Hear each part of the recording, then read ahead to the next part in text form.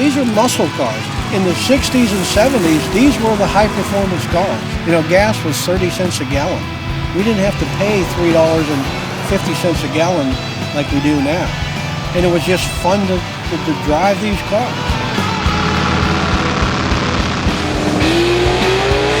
My father's just so thrilled that he has passed on his tradition, his love of these cars to us. The Mopar family for as long as I can remember, that's for sure.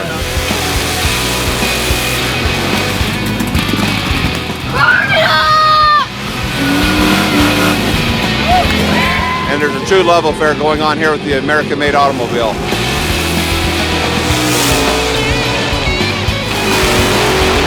This is a once-in-a-lifetime deal. Nothing beats it.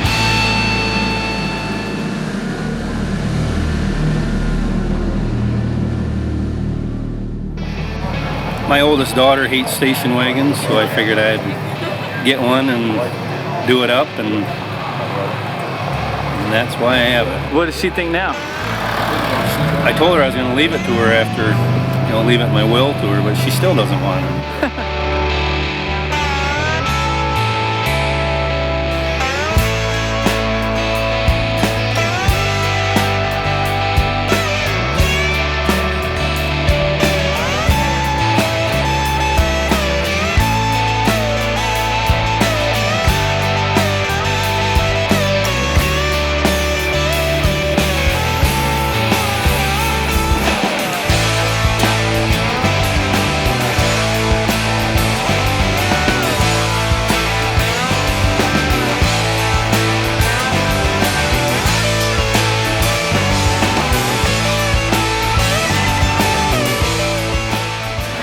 It's a 65 Belvedere. It was merely just a two-door hardtop. I started with a rusted out body I bought and did the altered myself, but haven't raced it yet. Plan to, but... Have you raced before? You know what? I never really raced cars. I enjoy building them, and more than I really know what to do with them when I'm done with them. But I've raced motorcycles for years and years, so this is new as far as, I really want to get behind the wheel and run this one though. I think the car should run safely in the mid-9s. I don't think it needs to go any faster than that. It may be capable of that, but realistically, I just want to enjoy it.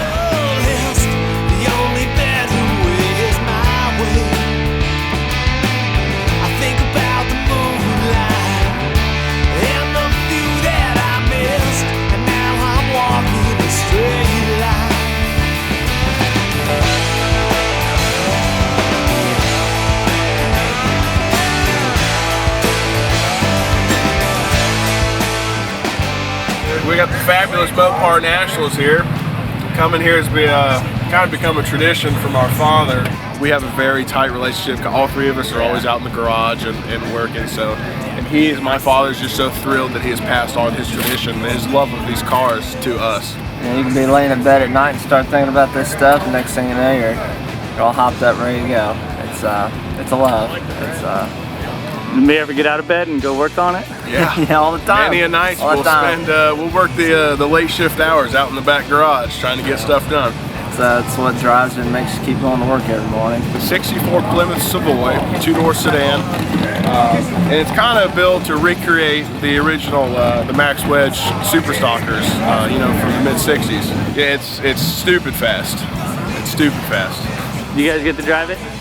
Yeah, we've, over the years, last couple of years, he's slowly started to trust us with it, and we've both begun our own projects that are very similar to this style car, like, keeping it traditional and, nothing fancy. So ours are coming. Ours should be out here within the next year or so.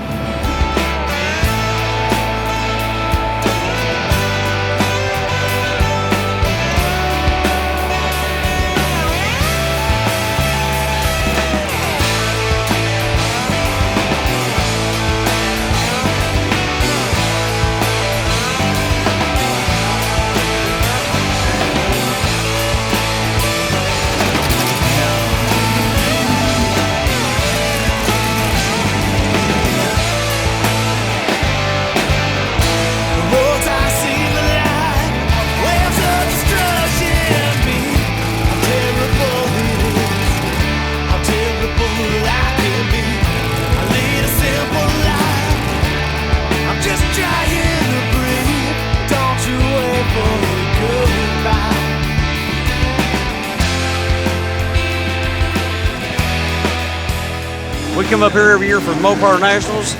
We usually park the same place every year, hoping to get a little TV coverage. If you step over here, I'll show you our cars a little bit. And this 68 Roadrunner I've had since I was 14 years old.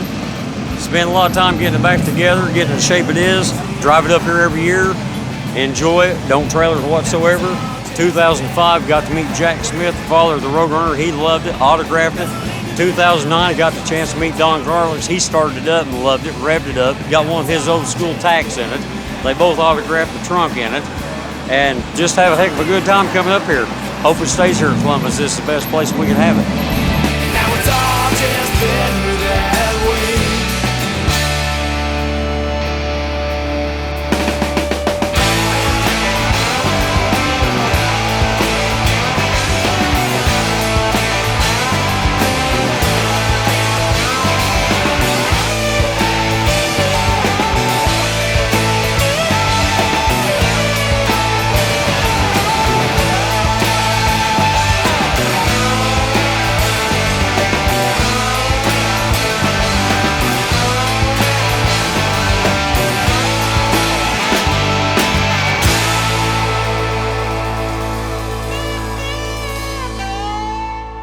My dad was a Chrysler, Jeep, and Dodge dealer for 65 years.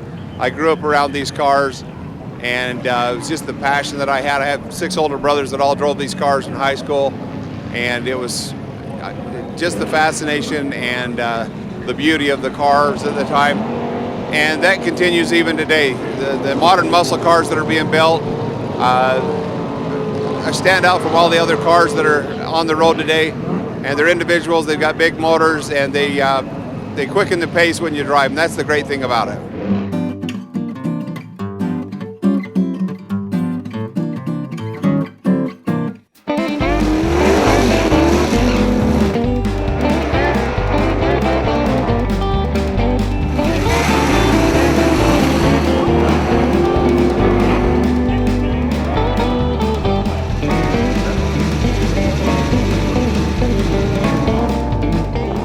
Here at Mopars at the Strip, we have everything from vintage 60s and even earlier Mopars up to your current modern day Challengers and Chargers, your modern muscle, I guess you'd call it. And we even have a few Fords and Chevys to throw in there for the Mopars to beat up on. Well, I think it all boils down to passion for a brand, passion for motorsports, and a love affair people have got with cars more than anything else. I think that's what it's all about. It's the connection with a car, and they're very passionate about it. Mopar guys really are brand specific. They like to stick with, a lot of them like originality. Mopar guys just different and unique in the car world.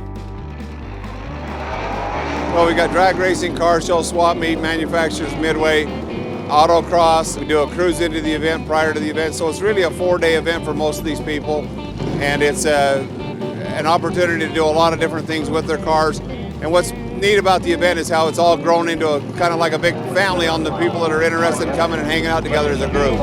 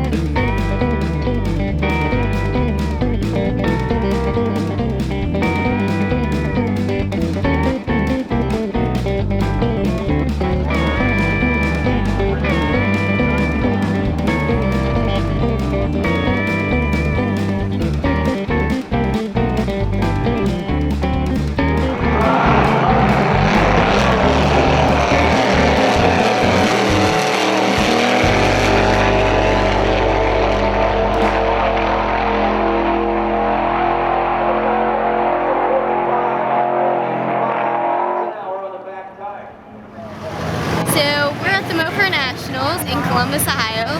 This is my car. It's a 67 Dodge Coronet. I run Nostalgia Super Stock in it this weekend, and I typically run like 1070s in this car. I do have to switch carburetors to run the Nostalgia Super Stock class, so there is a good old Edelbrock 850 carb, and that's what we're required to run for a Nostalgia Super Stock.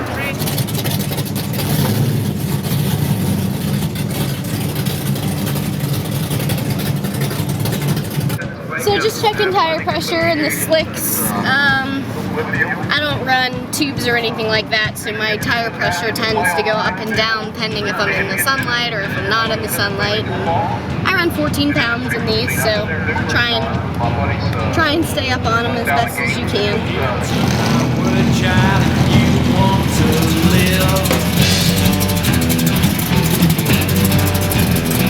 I'm talking spiritual disaster.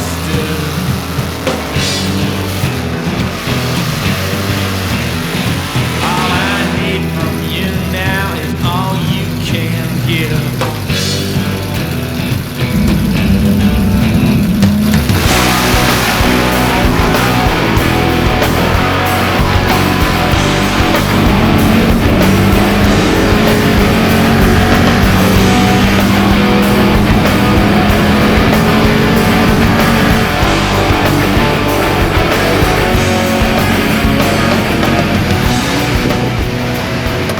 How'd it go? Pretty good. That was the fastest pass of the day so far, and it's hot. It was a good 60-foot time. It was a good mile an hour. It was 1086 with a 2 at 122. Not too bad.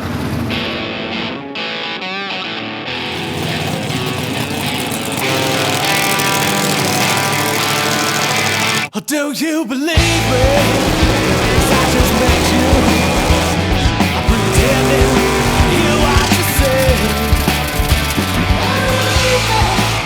I won't forget you, but I can't say I remember your name.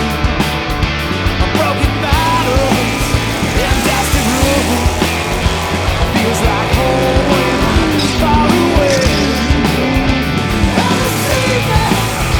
But I'll be true.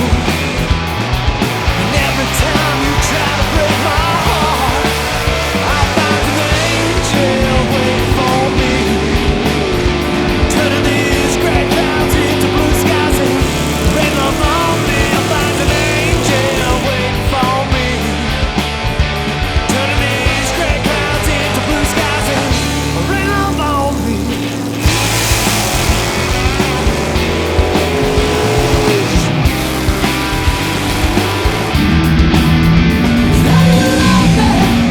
Now you better be sure. I've seen your story time and time again. I find no reason to walk out the door. You're twice forgotten, now once more. And when you speak to me, it's covered in lies. Shame that you're head down low. It's time to move on. Now I see you're not the only one. And now finds an angel waiting for me. Turn these gray clouds into blue skies and rain love on me. Finds an angel waiting for me. Turn these gray clouds into blue skies and rain love on me. Won't you take me home? And I say, just take me home. 'Cause I don't wanna be alone. All I'm asking, just take me home. Do you believe me? And I can let you. Do you want to look at what might be? And if you please me, would it feel the same? Or will you smile, let it show? It's not the whiskey, it might be the wine. When I'm with you, I wonder if eyes go blind. If you're tired of leaving, just stay a while. 'Cause every time my one falls apart,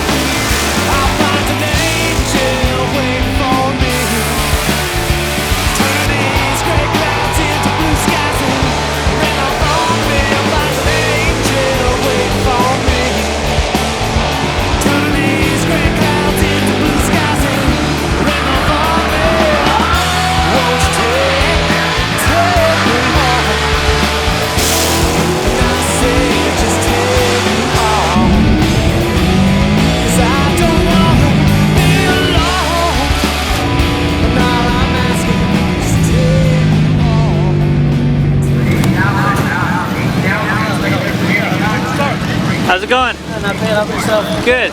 So you're the one that rides around doing wheelies, huh? Oh yeah. How does that feel? Oh, it feels great. Like floating. Really? Is it scary? No. Can you see where you're going? Yeah, I have a camera right here that's mounted underneath my bumper. Oh, that's a good idea.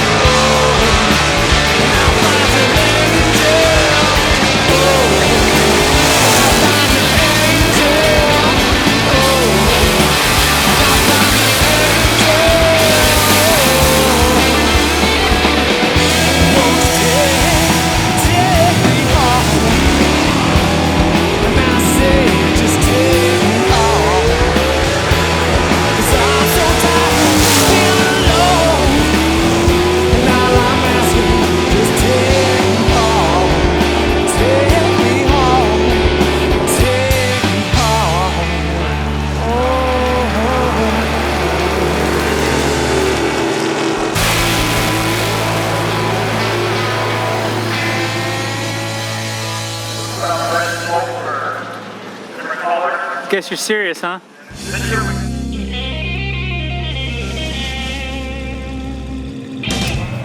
It's my parents' car. My dad had one of these, or his brother had one of these when he was 18.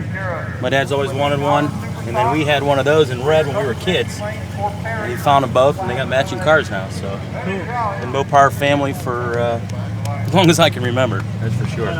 Yeah, we drive them down from Canton. They drive right down the road. Drive great. So. Oh yeah, a lot of honks and thumbs up, and it's two pretty rare cars. Yeah. They're pretty proud of them, that's for sure.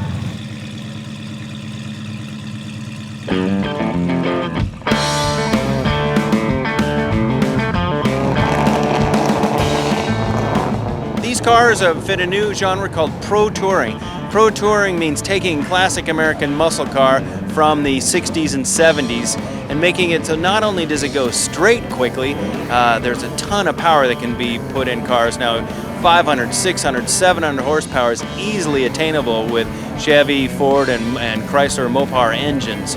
But Pro Touring is putting big, state-of-the-art sticky tires front and rear. Let's say 275s on the front, 315s or 35s in the rear. Tires that you'd find on Ferraris, Porsches, BMWs are now on Camaros and Mustangs and Mopar cars. State-of-the-art products that make what normally, again, was a classic American muscle car that would wheel stand and go straight. Now they'll go around corners as well as any BMW. I mean, these cars will go fast as a new Corvette.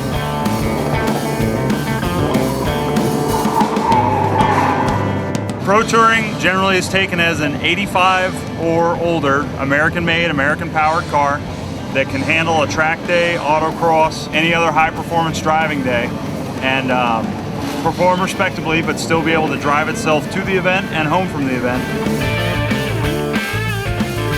Whoever thought muscle cars could go around corners? Everybody thinks classic muscle cars, they think straightaway, drag racing, launches, and so on. Well, we're here to show that muscle cars can go around corners. We have an autocross course, so we're having Challengers, Cudas, Chargers, Roadrunners, Valiants, all of these cars going around corners, going around our autocross course. We have about a 30-second course, super challenging, tons of grip developed from these cars with revised geometry suspension, with really good, sticky, state-of-the-art tires. Cars that formerly only went straight can really handle it. They can turn corners incredibly well.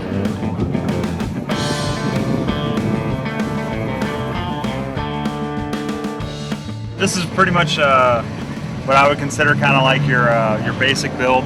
This is 100% low buck. This is nothing fancy. No coil-over suspensions. No linked rear ends. This is a leaf-sprung rear-ended car. Torsion bar front end. It's pretty much the basics. It's what you need to get around and drive the car. What really fascinates us is that we do complete bolt-in suspension packages, so we can make a car like I'm sitting on, a 70 Challenger, handle like a new Challenger, an SRT8 Challenger, and the fact that we can do a Camaro that handles like a new Z06 Corvette. I really personally enjoy the fact that all of our parts are bolt-on. Somebody can do it in their driveway. They can have a good time doing it, because it's not just parts that we sell, but it's entertainment and good times. So they can put the parts on their car, enjoy the installation, and then get out here to the track and go for it. And it's a blast. You know, we go out and we beat on these poor old cars, and you know, for the pieces of junk that they are, and have a blast with it.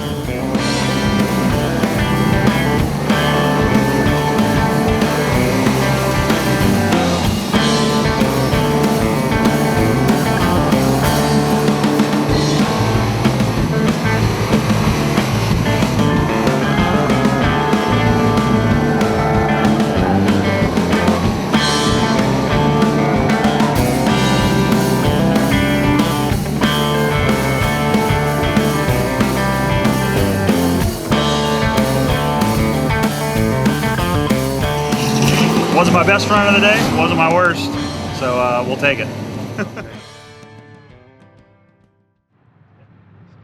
They don't make these cars anymore. No, they don't. You know, if we should be in an accident, chances are we can't find parts for these cars. We have to find cars out of junkyards, or, you know, it's just hard to replace these cars, and they're old cars that when we saw them as kids, we said, man, those are really cool, and we couldn't afford them.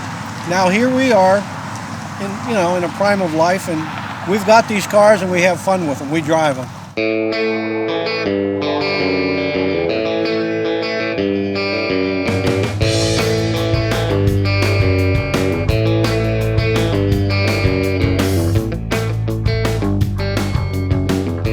Well, they're going to get their cars rebuilt out here, and they need to find that one bracket or piece that they're missing, like it's anywhere from alternator bracket to, a gas tank strap bracket, whatever.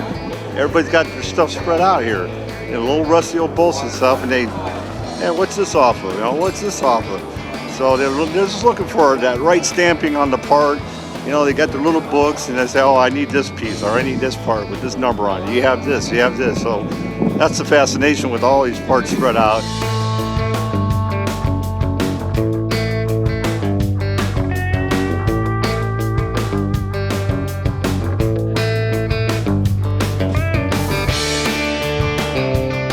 That's kind of cool piece. Old Dodge, 58 Dodge. What's unique about this swampy row here with all these kind of neat things? Well, out here in the desert, you get a lot of stuff that's not all rusted out. I'm from Michigan, and everything's rusty. So come out here and get some good stuff. Good, clean, rust-free stuff.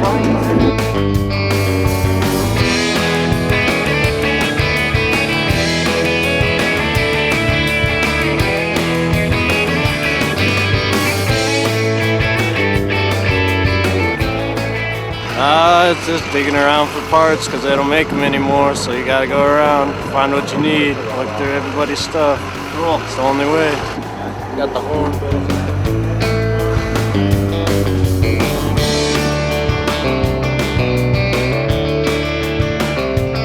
It's like almost like an education of it. Knowing that number goes to this part or that part, because these guys are rebuilding their cars and they want to get the judges, approval. So they need to get that right stamping of the bolt or stamping on the bracket and whatnot. So the fun and glory of this is trying to find that piece. It's a challenge and a lot of rejection. Or if they do find a piece, it's a way high price because it's hard to find. So that's pretty much the challenge and the excitement of doing this kind of business. I'll be a fool, baby. When did you get into racing? About 20 years ago. Oh yeah? How'd that happen? My old man's been drag racing since he was a kid, so it's kind of a family thing. 64 Sport Fury. Got a 540-inch Hemi in it, 4-speed, 10.5-inch tires. About it. Yeah, come out here for the fun too. The jokers. That's why I started racing these Chryslers. You might want to get those guys too. I got enough mug shots. Yeah. That's the crew.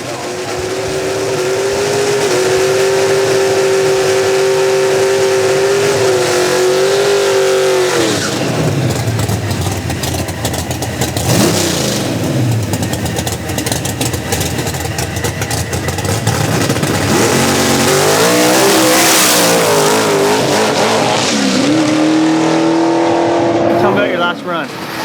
The car spun. First, second gear, car got loose, so I had to get out of it, drive the car down. So you going again? Yeah, we're gonna go up, hopefully make another round.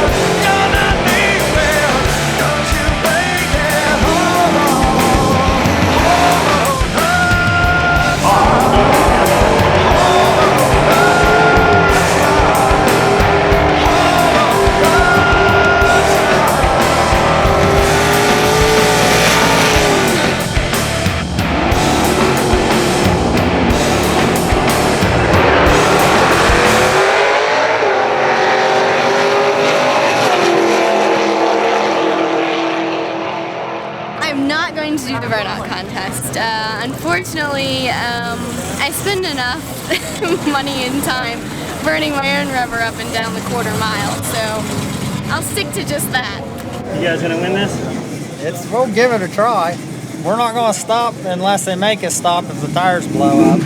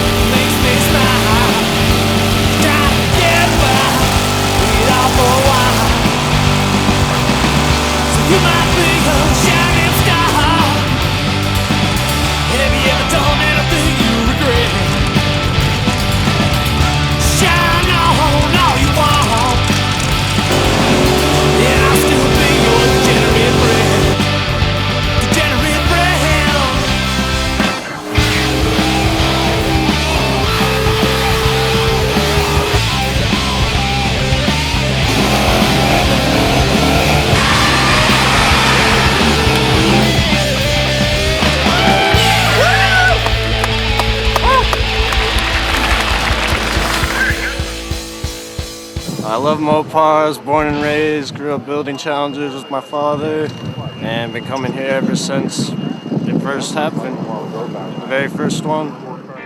Some of my fondest memories as a kid are camping and going on car tours with my father and my family. So as I've gotten older and had my own family, I would like to pass that love of cars and love of and enjoyment of the cruise and the car culture onto my kids as well. The intergenerational about it, you can see a lot of fathers and sons that this is their golf, this is what they do. This is how they spend their weekends, either building cars, racing cars, but this is their passion, this is what they do with their disposable income, and there's a true love affair going on here with the American-made automobile. Certainly, if we're going to keep this going, we have to preserve, all the memories of the mid-'60s and, early drag racing and how it came about that we have these modern-day pro stockers and funny cars. Without looking at history, none of that stuff would be here. So hopefully we'll get more of the younger generation involved in some of this nostalgic stuff and looking at the way things used to be made before they had computers and fuel injection, and you tune the car by the seat of your pants rather than what it read out on the graph.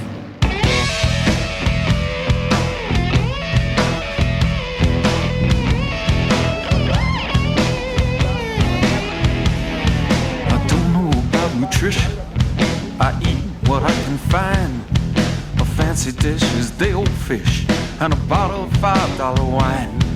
I don't have education about the things that count, like how to steal from Peter when the bills begin to mount. And I don't know about the vision except for me and you, but I know about the blues.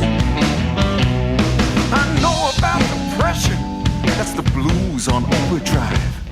You sleep for 15 hours, then you take a nap for 5. I don't say what I'm thinking, cause that might start a row. I clench my teeth together and I hold my temper down. I look out on the highway and I wonder what to do. I know about the blues. Well, I know how the sun can be shining bright, but in my heart, it's as black as night. Joy and laughter, it's all around, but till she's back, man, there's not a sound.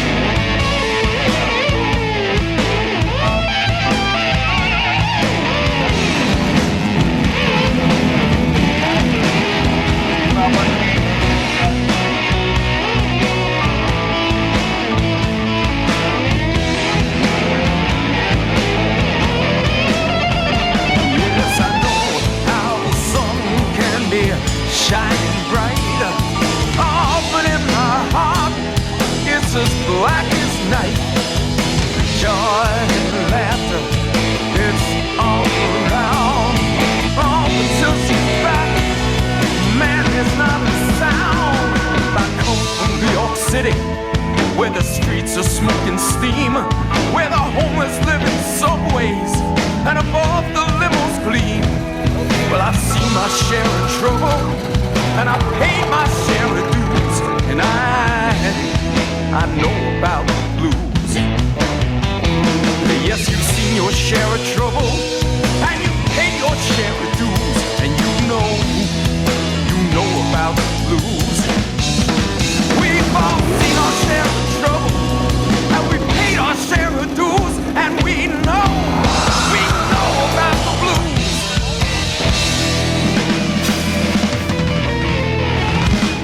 Yeah, having a Mopar is certainly more a niche crowd, I guess. There certainly weren't as many of them produced as Fords and Chevys, but I think people love them because the ones that were made, boy, they make a lot of power, and they certainly dominated in their day, and even today, they still factory back the modern cars, and the modern pro stockers and funny cars. They're just as competitive as they were back then.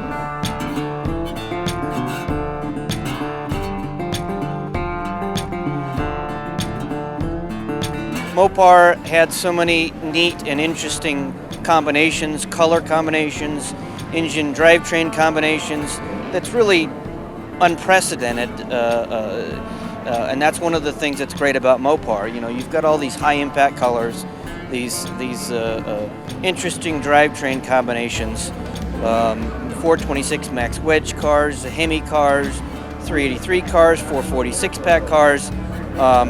It's just unique seeing the differences that each and every owner puts into their car, and the differences they highlight. And most Mopar guys will tell you what's unique and specific about their car.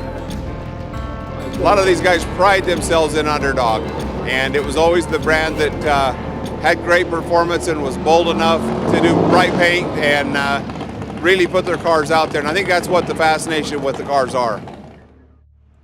Is this your ride over here? My husband's. You don't drive it? Oh, no. Do you want to? No. None of the above. I'm just here. Oh. So, does he spend a lot of time in the garage now? Oh, yeah. More than he needs to. Nothing around the house gets fixed, trust me. In the last year or so. So, you think it's a bad habit now? At his age, it's a good thing. Yeah. Man needs his toy. This is it. That's cool, you're supportive. Yes. You don't get a lot done around the house these days. Sure don't, not out here, I can't. I leave it up to her. Oh yeah? Yeah. So what got you into racing? Long story. Yeah? Childhood. Yeah? Long story. Started back in high school, still doing it. Yeah, was it legal back then? No, illegal, no. We all used to chase you. Man, I'm so thirsty, kid. Woo!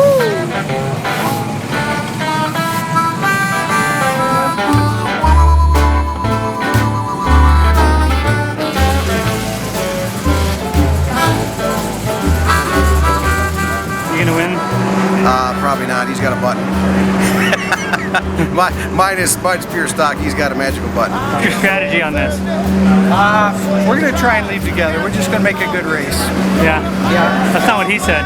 What did he tell you? Oh, he said he's going to get in front of you and cut you off. Well, he might. Like I said, he likes to take the center lane. Okay, he didn't seem as friendly as you. Oh. It'll change when we get out there. Okay.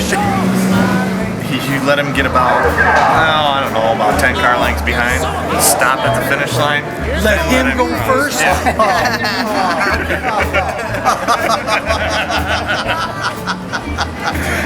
Gotta make this fair. Yep.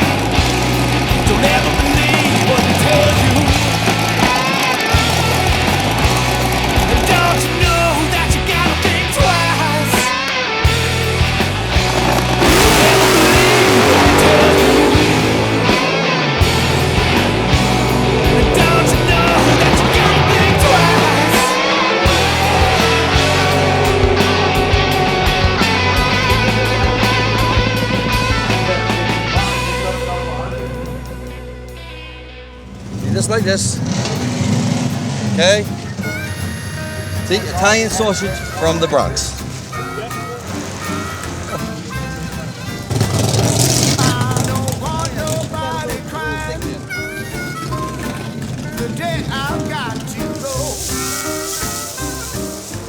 Just a little bit of salt. Okay. All right, I'm going. But keep it nice and neat here. Will you please? I like my kitchen neat. Okay, time to go. I'll see you later. I gotta go race my car. You can just pass around the bottle and let the good times roll. I don't need no pretty flowers to decorate my grave. Just respect my reputation as a man who came to play. I don't want nobody. In the early 60s, factory drag wars were at their height. There was definitely a win on Sunday, sell on Monday mentality that went on with all the factories being Ford, Chevy, and Mopar. From 61 and 62, starting with the 409 Chevys and up to the wedge-motored Mopars and the FE Fords, the battles happened weekly all over the country. And then by the time 63, 64 rolled around, Chrysler had a pretty good handle on the competition at the time. And Ford came out with their Thunderbolt in 64, which was a FE 427 powered car to combat Chrysler's Max Wedge 64 Plymouth and Dodges. Unfortunately for them, in 65, Chrysler came out with the Hemi to bring it back to dominate. And a lot progressed from that time. And looking for ways to go faster, they started modifying the cars from being stock body to altering the wheelbases, doing whatever possible, adding lightweight components, lightweight steel, aluminum, fiberglass, moving the wheels around, anything at the time to progress and get quicker ETs and faster mile an hour.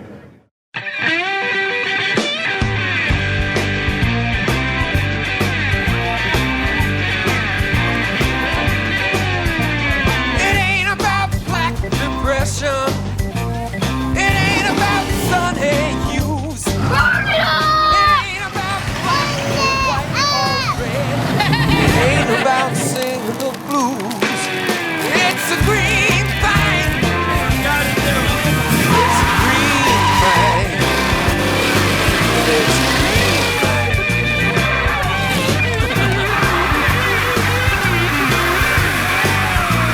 It ain't about purple passion. It ain't about jealous rage. It ain't about love or even hate. Standing here on the stage, it's a green thing. It's a green thing. Oh, baby, it's a green thing. Come on,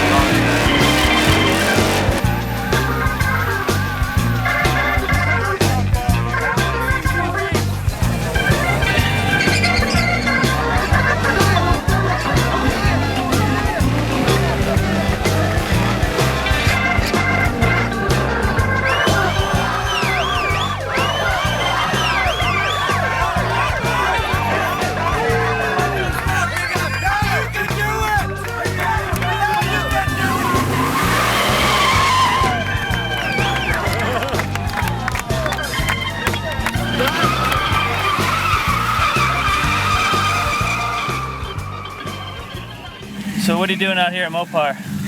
Racing Mopars. Cool, how long you been doing it? Since I was 16. Yeah, and how old are you now? 19. It's a 67 GTX Belvedere. It's got a 440 in it. It gets your adrenaline pumping. It's real cool.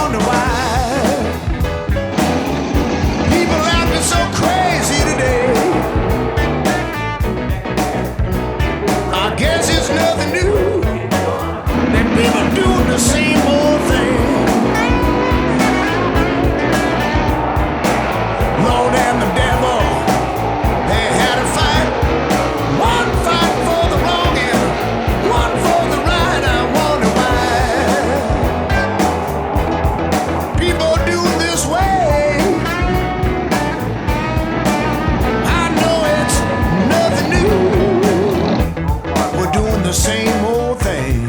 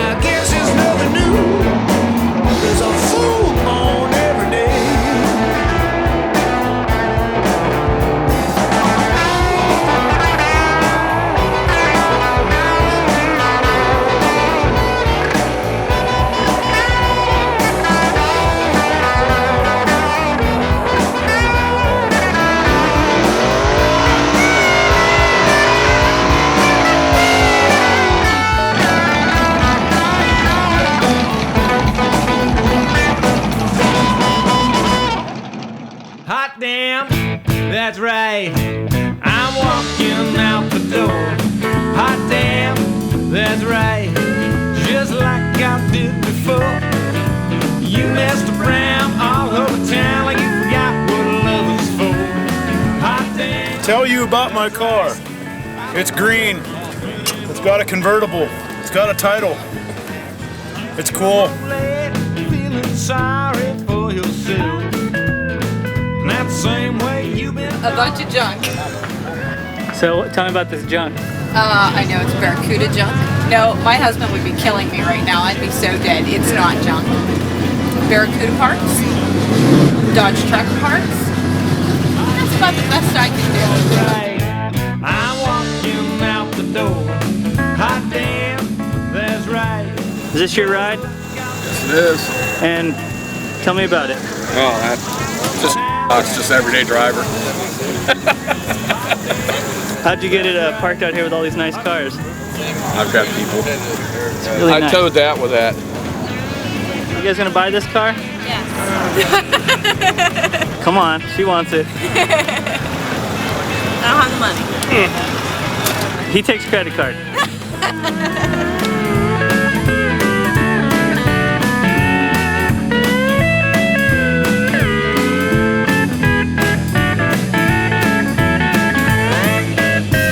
It's such a long time since I felt you did me true. Shut tired of that old cheating game. You gonna buy that for for her? Oh, I He wish. just bought me a 67 Dodge Dart convertible. For our 55-year anniversary, we took it to Vegas. I nailed 2 deer with it. You gonna put antlers on the front? No. Damn, that's right. I'm walking out the door. Hot damn, that's right. Just like. You gonna buy it? No, just looking. Is that what you wanted, this car? No.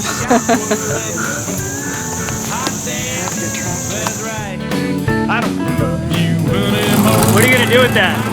It's going on a CUDA, man. You don't have a clue? I said it's going on a CUDA. Oh, okay.